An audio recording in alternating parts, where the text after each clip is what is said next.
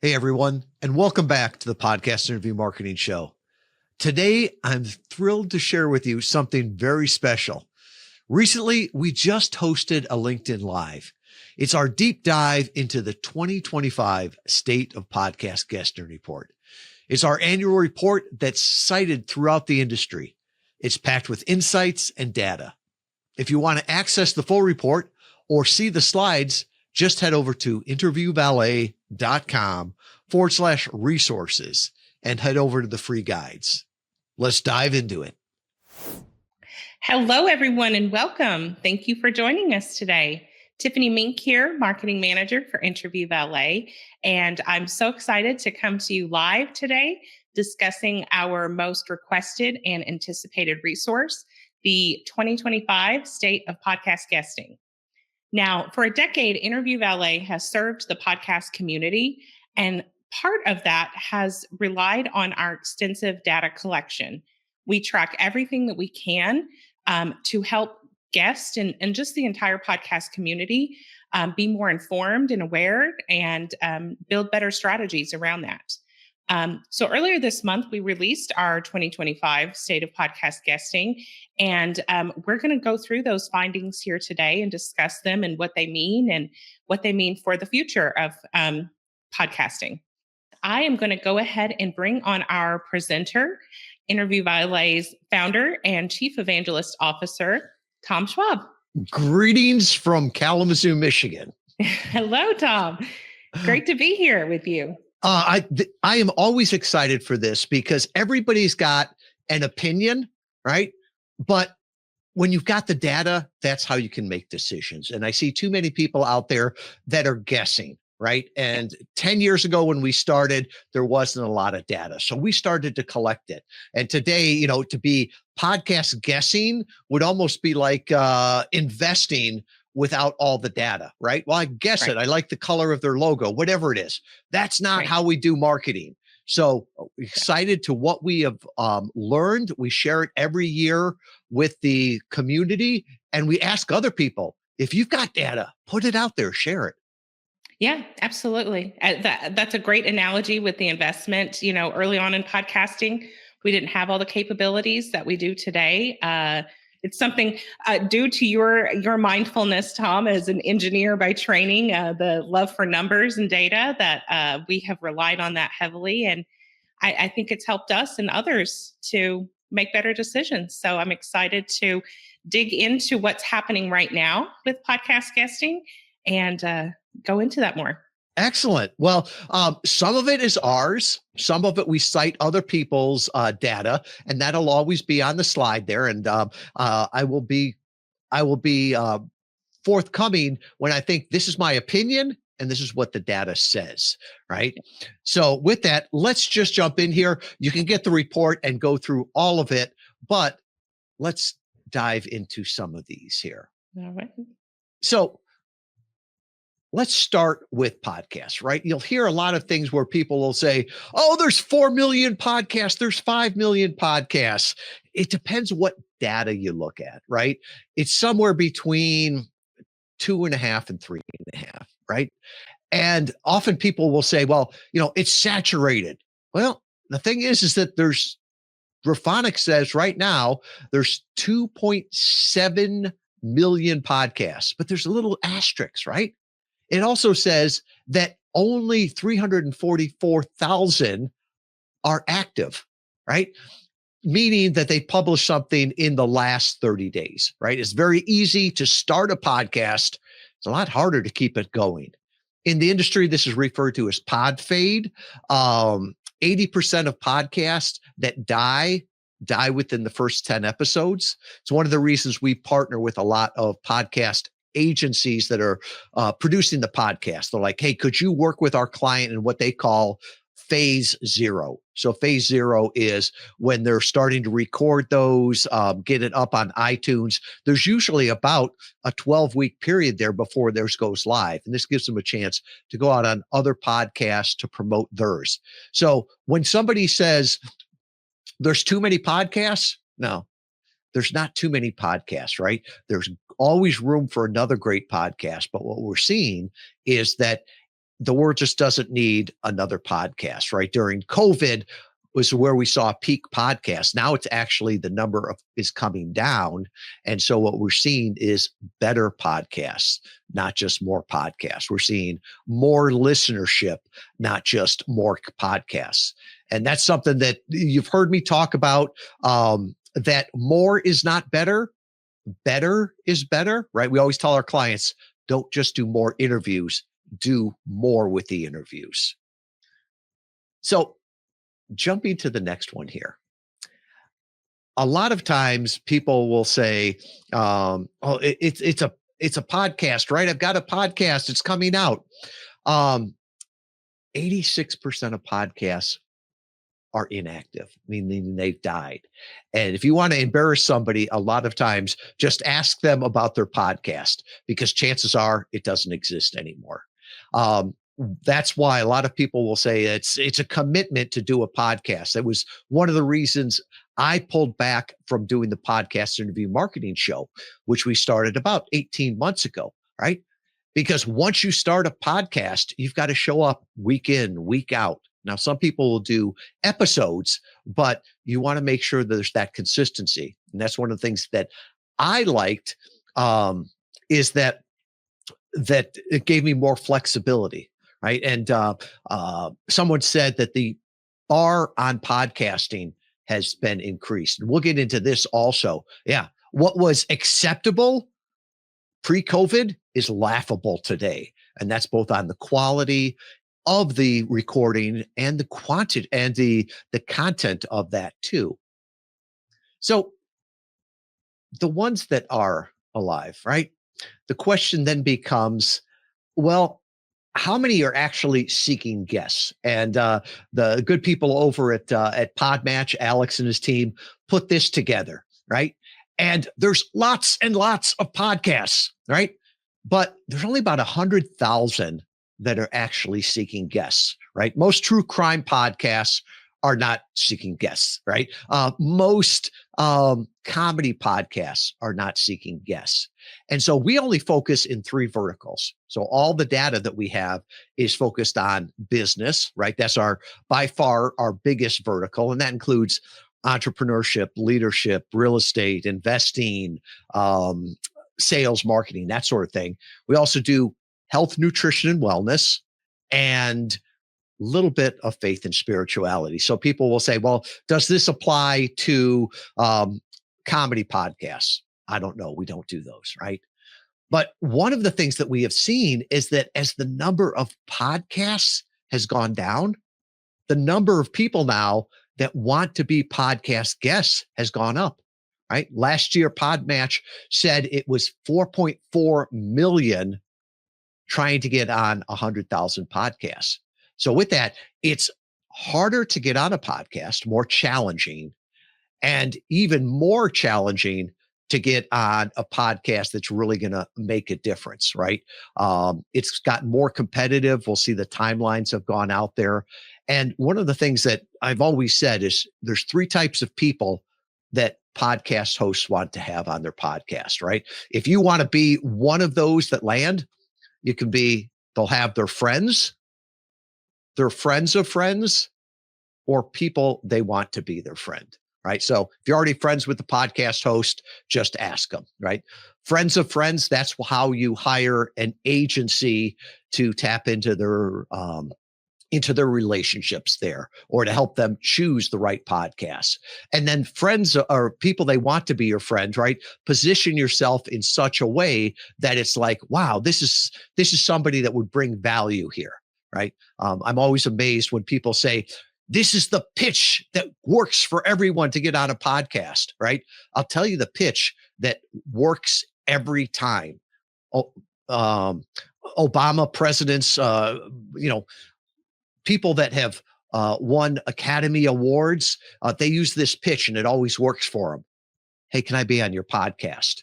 And people will say, well, that won't work for me. It's like, yeah, because you're not positioned that way. So you need to really work on that, because it's getting more and more competitive out there to get on the better podcasts. Now, we had talked before, somebody had mentioned that the quality of the podcast has gone up. And I think we're really seeing this from the standpoint of what platforms people are recording on. So if we go back BC, right? Before COVID, 70% of all podcasts were done on Skype. Remember Skype? Most podcasts didn't have video to it. And then the entire market went over to Zoom, right? We went from, 70 to 80% on Skype to 70 to 80% on Zoom. Why? Because Zoom was easy to use. Zoom captured the video and more people were using that. Now, Zoom also had some downsides to it, right? If the internet is not good, it's going to be choppy, right? The video, the audio.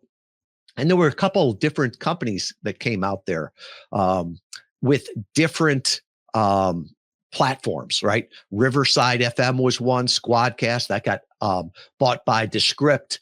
And it's called local recording. So it's the same thing we're doing here on StreamYard.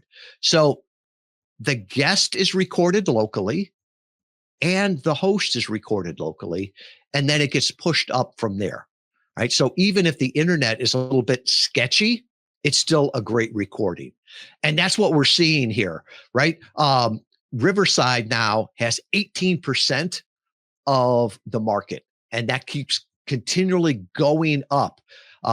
It's not that much of a charge for it, and the quality that you get from that is just amazing, right? The quality, the bar of the podcast is going up. Now, also remember, this is a guest, right? It used to be you better have a good microphone to sound as good as the host. Well, now the same thing applies for video. So make sure your background is good, right? We did a great episode on the podcast interview marketing show with Junaid, who talked about setting up your home studio. Doesn't take a whole lot with that. You want to make sure that your camera is good, right? Because video can be dated. So make sure you're looking at that, because the world is changing here. And one of the ways it's changing is that the quality on podcasts is going up, right? Right now, if somebody says, what platform are they using? I'm saying chances are it's Zoom, but make sure that you're ready for from Riverside, right? To me, Zoom is getting quirkier and quirkier, right? They're adding all these bells and whistles that we really don't need. And for some people, it doesn't work. And let me give you an example. I did an interview with Peter Leviton, great mind in the agency world. And Peter lives in Mexico, right? He lives in paradise there. We do the entire interview, and I looked down, and his recording had only uploaded about 40% when we were finished with it. We used Riverside. So I just asked him, hey, could you keep your computer on, let it upload? I think it was another 15 or 20 minutes before it uploaded. Now, we could have done that on Zoom or Google Meet, one of those, but the quality would have been really lousy. So make sure you're thinking about that. The other thing that's really changed since COVID is when people do interviews, right? During COVID, there was a joke that we had that people did interviews on any day that ended in Y, right? We were all in the same place. It doesn't matter. Now we're seeing it to go back to pre-COVID, and probably even more so. The days that most people are recording, it's a bell curve, right around pretty much Tuesday, Wednesday, and Thursday. And remember, our data is based on the guest, not the host. So when you see somebody that, 0.3 of them % are done on Sunday, those are probably our guests that are doing a podcast that's being recorded in Australia, right? I've done those before where you do the podcasts Sunday evening, East Coast time, but it's Monday morning, Australia time. And this is important to consider, right? When we're talking to clients that came on board. I remember one I talked to recently, they're like, yeah, our talent is only, and we call the guest the talent. Our CEO is only available Friday to do interviews. Okay, but the data here shows that 88% of the podcasts don't record on Friday, right? Because the idea is if there's all of these different guests, you want the guest to work around the host. It's almost like, I want to be on the Today Show in New York City, but I don't want to be up at 4 a.m. Could you do the Today Show at 1 p.m. for me? They just say, no, it doesn't work that way. So if you're thinking about doing podcast guesting, if you've got one day of the week that you're always available, well, maybe change that around, right? That's what I do, where it's like, this week I'll be available Friday. Next week it might be Thursday. So at least it gives some flexibility there, because as I said before, it's getting more and more competitive. And the faster that you can get your interview scheduled, the better. Now, here's a question. And this is one of the biggest things that comes out of this report every year. What do you think the lead time is from you introducing yourself to the host, to being invited, to recording, to it actually airing and getting heard, right? This is a pivotal question because, I've always said that podcasts are like doctor's offices and restaurants, right? If there's not a waiting list, there's a reason, and a reason you don't want to be there. So you have to plan out. It's more like a editorial calendar, right? If I get invited to be on the cover of Men's Health, right? Let's make it really funny here. Men's Health, right? They're not going to say, would you like to be on the March issue? No, they've already got that planned out. They're probably looking, this is the summer issue, the August issue, something like that. And I see a lot of people putting in months in there. Let's do it in days. How many days does it take from you introducing yourself to the host, getting invited, recording it, and then going live? And I'm saying, let's do it in days, because whoever gets closest, I guess without going over, we got a prize at the end there. Everybody's got an opinion on this, but this is the data that shows what it is. So let's start with the first step there. How long does it take to go from introducing yourself to the podcast host to actually getting invited? And you'll notice I use the word introduce there, and that's intentional. A lot of people will say pitching, right? We intentionally don't use the word pitch. I know where it comes from, right? You pitch an idea, you pitch a story, but unfortunately, people are using it to introduce people, right? You pitch an inanimate object, you introduce a person. And too much of podcasting now is just robo pitching, right? There's a company out there and their whole tagline is, you can pitch 1,000 podcasts in the time it took you to pitch one. It's like, oh, okay, I guess you can spam 1,000 podcasts in the time it would take you to spam one. So the mean time, that means, remember from high school math, mean means half of them are below the line, the other half are above. The mean time between when you reach out to the host and when they say yes is 4 days, right? And you'll hear some people that say, you need to keep following up all the time, right? Sometimes no answer is an answer, right? If you've introduced yourself and you follow up, right, and you don't hear back, that could be a reason, right?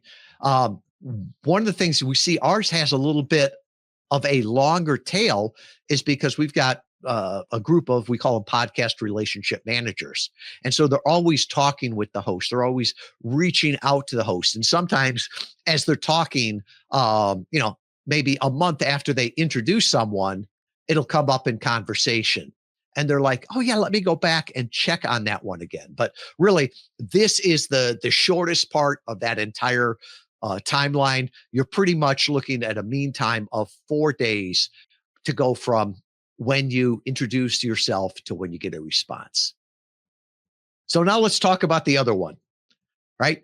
How about the time from being invited to the time you actually recorded. Last year in 2023, it was 33 days. This year, the mean time jumped up to 44 days, right? So you're looking 44 days from when they invite you to when it's recorded. Now, there's a bunch of things that go into this. And let me explain, because our clientele could be different than you, right? So remember, we've got to find a time for the host to work and the guest to work. A lot of our clients are, CEOs, thought leaders. They're speaking, they're traveling. So sometimes they can't jump on the calendar right away. So there's some delay there. There's other ones where the host is booked out, 3 months. So there's a lot of things there. The more flexible you can be, the better. The other thing is, speed, right? It's like in sales. The speed is everything. So if somebody invites you on a podcast, show that you're interested and book that right away. Because if it's sitting there for a couple of weeks, we've even seen some that get rescinded, right? Because it's like, hey, if you're not interested, I'm pulling that invitation back and giving it to someone else. So we had 4 days, and then we had 44 days from invitation to actually recording. Then we go from recording to going live.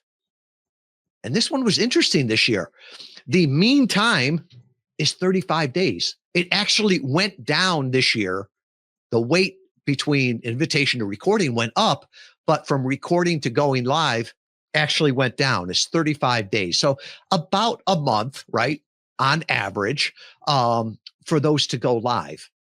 There's also seasonality to this, right? We're looking at our database over the entire year. When we break it down, we can see seasonality to it. So let me give you an example. From the second week in January till about Memorial Day, people are building up their inventory, right? Give you an example. For us, the podcast interview marketing show, we went into Thanksgiving, and I think we had 8 weeks that was already in the can, ready to go, right? We didn't do the recording over the holidays. So all of a sudden we got to early January and it's like, oh, we're 2 weeks out. We got to get this going again. Now, move forward again. As we go into the summer, about Memorial Day, I really hope, and the plan is, because hope is not a strategy, the plan is to be 8 weeks out, right? Because people are busy. Guests don't want to record. The hosts don't. The audio editors may take a little bit longer. So you've got some windows of opportunity there.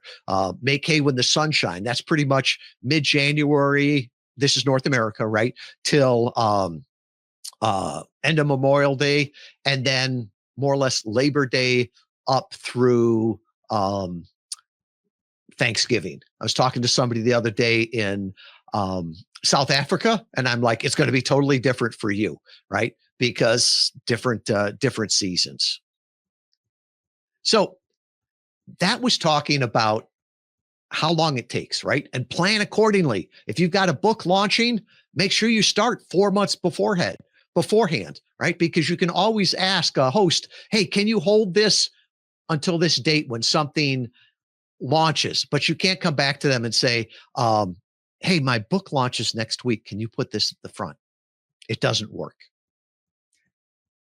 So let's talk about podcasts, right? The definition of a podcast is an audio file that's pushed through RSS and all the rest of that. Are they still podcasts? I don't know, right? If somebody sees me on YouTube, is it still a podcast? If somebody watches it on the website, is it still a podcast? If someone hears me on a little clip on Facebook, is it still a podcast? I don't know. I just care that they're listening to me. So what we're seeing now is that 96% of all podcasts include video. So when you show up at a podcast, make sure you show up camera ready. Now, they may not push it up to YouTube, but they will definitely start using the shorts and the reels, right? We talk a lot with people about repurposing the interviews. And during the election, I remember hearing from one of the media outlets that said, Joe Rogan gets heard by 100 million people.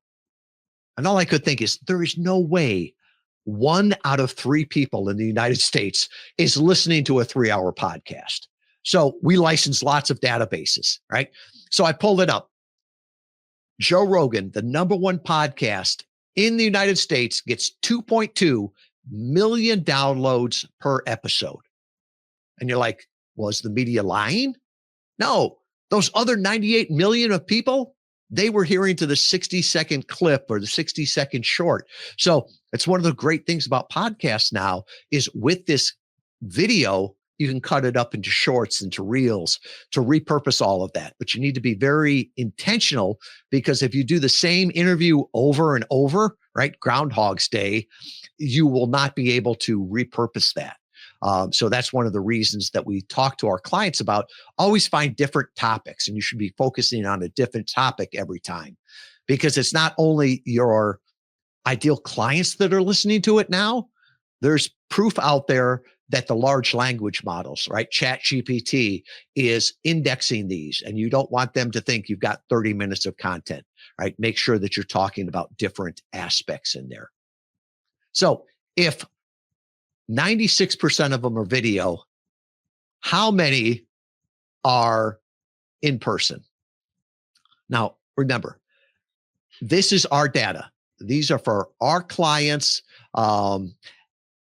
and the podcasts that we work with that are all in the top 10% of podcasts, right? And 99.7 are done virtually, right? Just like through this. It's the rare exception that it's done in person. And this is usually, hey, I'm going to be in New York City. Let's do it there. I'm going to be in Nashville. Let's do it there. Very few podcasts, Joe Rogan, some of those other ones have the studio with that. And part of it is just the cost with that, right? Diary of a CEO, they presented at one of the conferences last year. I don't know if that podcast is profitable or not, but man, they spend a fortune on their studio. So with a podcast, right? If you're thinking about doing podcast interviews, just know you can do it from your home, your office, wherever you've got that set up.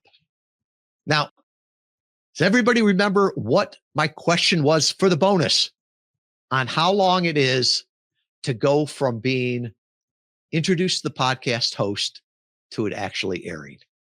So you've got 4 days from when you introduce yourself to when they invite you, meantime. Then you've got 44 days from when they invite you to when you record it. And then it's gone down to 35 days from when you record it till it goes live. So if my math was right, that's 83 days. And that's one of the reasons when we're talking to clients in our first discovery call, right? There's an entire, we call it roadmap to success. We have to know where we are. And people say, can I try podcast interview marketing for a month? No, you will not see any results in a month. It's going to take time here.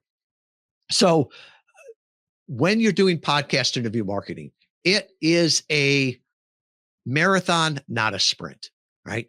So figure that first month, or excuse me, the first quarter, you're going to be doing a lot of work, right? Or I should say, we're doing a lot of work on that outreach. And then after that first quarter, that's when you start to see the results. And you should always be optimizing with that, always trying to get better and better results with that.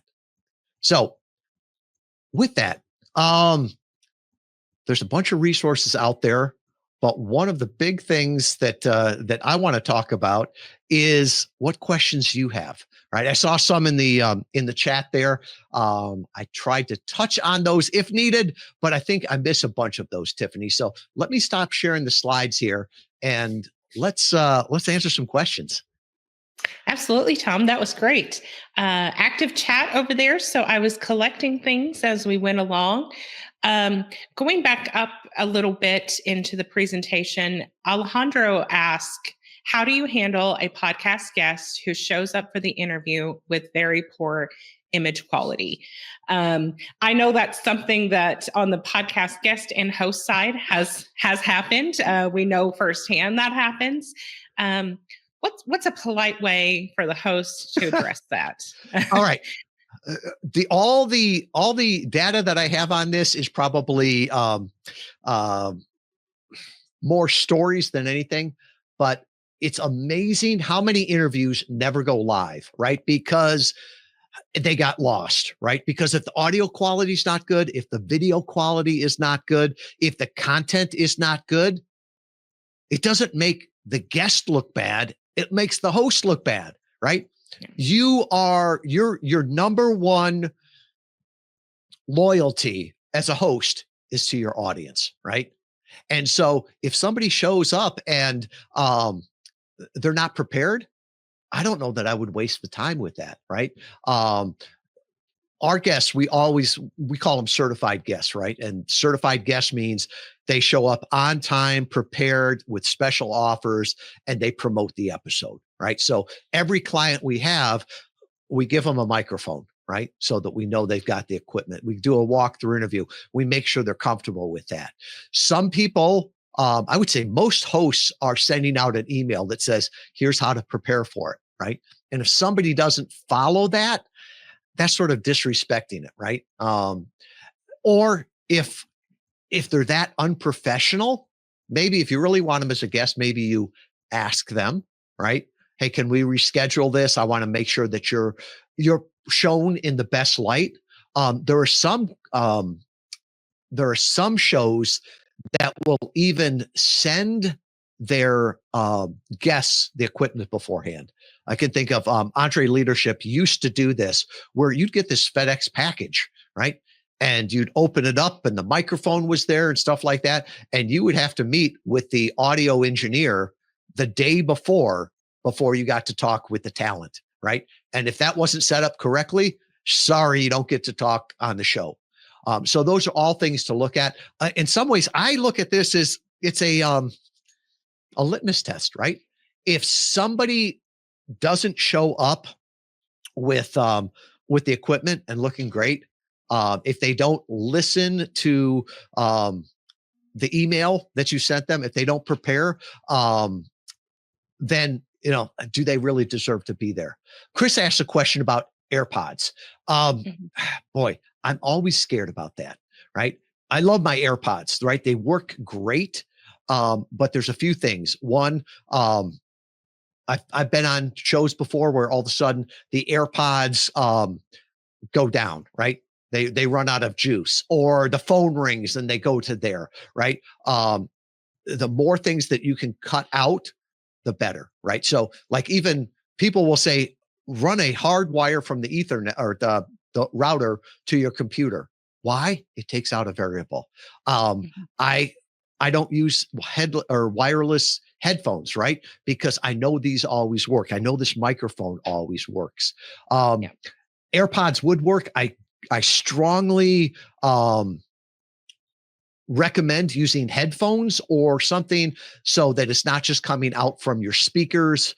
It's called bleed through, and it's awful. It's almost impossible to get out of a recording. So if we're talking and it comes out of the speakers, goes into my microphone, it's this feedback. You may not hear it. The host may not hear it, but the audience will hear it. Remember the old ones where it was the earbuds with the wires? People used to use those. Be very, very careful on those. Right. Those work great, but you're using those for your headphones, right? Correct. I have a mic here. Yeah. A lot of women don't like to use the headphones, right? They call them cans in the industry. I look at it, it keeps my ears warm in Michigan. But it doesn't, I don't have to worry about it messing up my hair. But if you use something that's wired like that, make sure that that's not picking up as the microphone, because you can hear people do this every now and then. And when they lean backwards and forwards, you can hear that little microphone hit their clothes or hit their collar.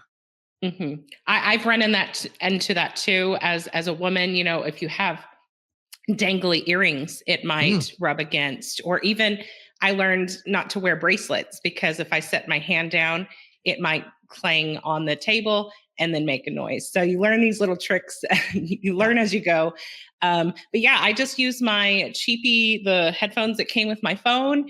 But I do have a nice mic here that I use that we recommend to actually for my voice. So Yeah. Always, without getting too geeky, always use a dynamic microphone. It doesn't pick up the background noise. Every time somebody says to use a condenser microphone, an angel loses its wings, right? Condenser microphones are great if you've got a studio. If you want to build a studio, you can do that. But a lot of times I'll just tell people, you don't have to do your interview in the closet. Right? You can do it anywhere. You can do it in a hotel room. Just make sure you've got a dynamic microphone. Yeah, absolutely. Jessica pointed out something that I found was interesting myself when I was putting this report together, that we saw a dip in Zoom this year. I think that might be the first one since 2020, as far as the recording platform. What's your take there? I mean, I noticed alongside that there was a boost in Riverside this year. Do you think it's just that variability of people going to the dual recording platforms like Riverside? I think there's two things that are doing that. One is that something like a Riverside or Squadcast will give you a much, much, much better recording, right? That's one. And then the second thing, I think, I'm feeling Zoom is just like Skype used to be, right? They keep adding more features to it, and it gets buggier and buggier. And just I'm in the entrepreneurs organization, and so talking with a lot of other entrepreneurs, we're looking at, it's like, what can we cut out of our tech stack, right? And so a lot of people are going to, I'm already paying for Google, why don't we just go Google Meets and not pay for Zoom anymore? And so I think people are doing that, or Microsoft Teams, right? So they're doing that, but they're having one platform for the recording of podcast interviews. And, Riverside, I am so impressed with that company, because every time something new comes out, that's an improvement, it seems like they're the company that brings it out. And I always am thinking, oh, they're going to charge me extra for this. And they never do. So it's a great company, great people. Yeah, I mean, behind the curtain, that's what we use for our PIMS recordings, our podcast interview marketing show recordings. And I think our producer likes that as well, because there's the two sides of audio for the guest and the host, which makes editing easier, especially if one side has feedback or something like that happening. Okay, so another question we had about the in-person recordings. In this post-COVID life, as we're moving away from that, do you see in-person recordings making a comeback? Yes. And I think the people that are doing it very well. So if you're like at an event, right, and all of your ideal clients are there, it makes a whole lot of sense to do, grab a room, set up your recording there. There's even some companies out there that will do this for you, right? They'll bring a couple of cameras in, all the audio equipment, and boom, in a 8-hour period, you can get 12 interviews done because all of your ideal clients are there, right? I think it becomes even more challenging, if somebody is, I'm halfway between Chicago and Detroit, right? And if somebody says, hey, could you come to the studio and do this interview? Well, it's going to be a 2-hour drive there. I want to get there an hour before and then all the back. So it makes it harder to get guests. The other thing, and this is my personal experience, I do better interviews and I'm more comfortable in my surroundings. And I've talked with other people on this. Few years ago at Podcast Movement, HubSpot had these great booths, right? There was a glass front to it. They were soundproof. They had the microphones in there, and you could go in there and record interviews. And I remember going in there and feeling like I was in a fishbowl, right? Where people were walking by. I wasn't used to being across the desk from someone. And I was like, as a introvert, I feel much more comfortable at my home, behind my computer, behind my microphone. And for me, it's just easier to do it that way. Yeah. And the cost is a major factor in that too, right? And just the perk and what has done so well with podcasting is you can record in your own individual locations. I think all the celebrity podcasts that we often see in our reels and our TikToks, that a lot of those are in person, but they're a different breed, right? That's a different dynamic. It's a different they're working in a different arena than your average business marketing podcaster. So yeah, and Yeah. introvert night. Yeah, that ties into that as well. Yeah. Okay. Looking around here, let's see. This was a great question from Kristen. How early should someone begin planning a podcast interview campaign? If it's tied to a date, right? Like a book launch or a product launch. I think that's a great question because we talked about those timelines and how long it takes from introduction to going live. What's your recommendation there? Yeah, and we do a lot with category design. And in category design, they call it a lightning strike. We call it a guest storm for that. And the idea is to have massive visibility at a certain point in time, right? That could be a conference that you're doing, a new product you're launching. For most of ours, it's tied to a book, right? We do a lot of nonfiction book tours. So we typically will tell people to start 4, maybe 5 months beforehand, especially if the summer or the holidays are in there too, right? Because if it's 83 days from reaching out to recording, if you go to a host and say, my book launches next week, it's not going to happen, right? And Right.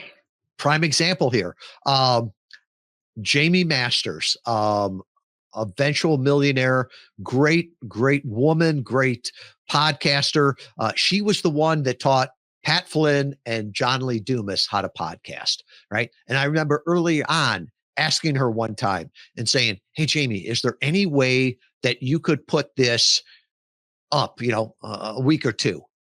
And I remember her answer. She's like, Tom, I love Interview Valet, but you don't understand. Every interview that I have is recorded, right? It's already scheduled. One of them refers to the next one. She's like, if I put one up ahead, I have to rework all of those. Now, flip side is that if I came back to her and said, Jamie, this book launches at this date, right? June 1st. Can you release that plus or minus a week? Oh, yeah, definitely. And some of our best clients have done this idea of a lightning strike around a date. I can think of the book Remember Who You Are, right? And it was all about women in leadership and in the corporate roles. And I remember the host or the guests coming to us, and I said, "When's your book launch?" And they said, "International Women's Day." And I got to admit, I was like, "When's that?" And I think it was like March 13th, March 19th or something like that. And I'm like, okay, that makes sense. We were able to use that then in our reach out to hosts and say, Jeff Brown of Read to Lead, what do you have planned for International Women's Day? And he'd be like, nothing. When is it? It's March 19th, and we've got the perfect guest for you, right? So to work it in there. But yeah, preparation is so important, and we're always honest with people. And some people will go, well, somebody else told me that they could get me on, they guaranteed that I would get on 20 podcasts in the next 20 days. And I'm like, I'm sure they will, right? Because you go to Facebook and you see people in the different groups. Hey, I've got a client that wants to get on interviews. Does anybody looking for a guest? They didn't even tell them what their client did, and they don't know what the podcast is. This is like speed dating where you don't know where either person is. So can you do it? Yes. Will it make a difference? No. Right. The more planning you can do, the better podcasts. And also then you can repurpose that stuff. Right. Mm-hmm. So I think of, from Philadelphia. I can picture her. I can't think of her name right now. And she did a podcast book tour, right? And she did all the podcasts beforehand. And that one sheet that we made for her, she took that and made some minor edits to it, and she blew it up. And that was the poster that she had when she did her virtual or her physical book tour, when she went to some different places there, right? And so she was able to do it. And she had gotten more practice because she'd been talking about her book for, months before it actually launched.